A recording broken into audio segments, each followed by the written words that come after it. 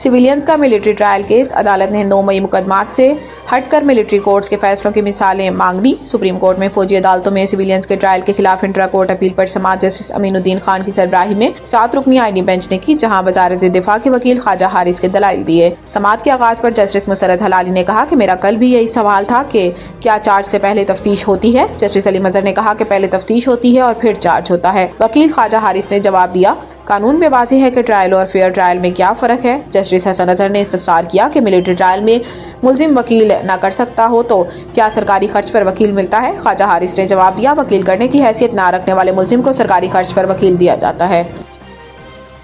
कौमी असम्बली के बाद सेनेट ने भी मतनाज़ा पीका एक्ट तरमीमी बिल की मंजूरी दे दी। पीका तरमीमी बिल पेश करने की तहरीक राना तनवीर ने पेश की। इस दौरान अपोजिशन ने हंगामा आराई और एहतजाज करते हुए इजलास से वॉकआउट किया। सेनेट गैलरी से सहाफ़ी भी वॉकआउट कर गए।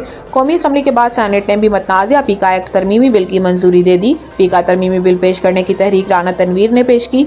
इस दौरान अपोजिशन ने हंगामा आराई और एहतजाज करते हुए इजलास से वॉकआउट किया। सेनेट गैलरी से सहाफ़ी भी वॉकआउट कर गए।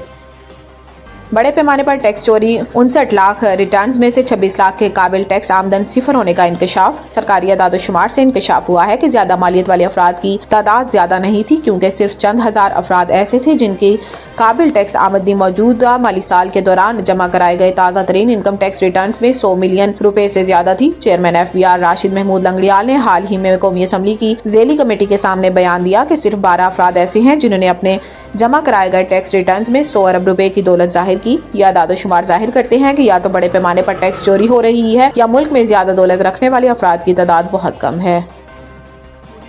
हुकूमत मुज़ाकरात करना ही नहीं चाहती थी, barrister Gohar. Chairman PTI barrister Gohar ने कहा कि हमने अपने मुतालबात हुकूमत के सामने रखे, हुकूमत संजीदा होती तो अपना जवाब देती।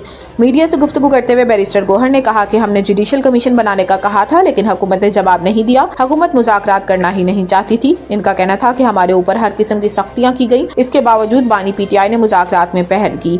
हुकूमत ने मुज़ाकरात में ताखीर की। हुकूमती कमेटी ने कहा कि 28 जनवरी को जवाब देंगे। चेयरमैन PTI ने मजीद कहा कि आर्मी चीफ के अलावा किसी से मुलाकात नहीं हुई।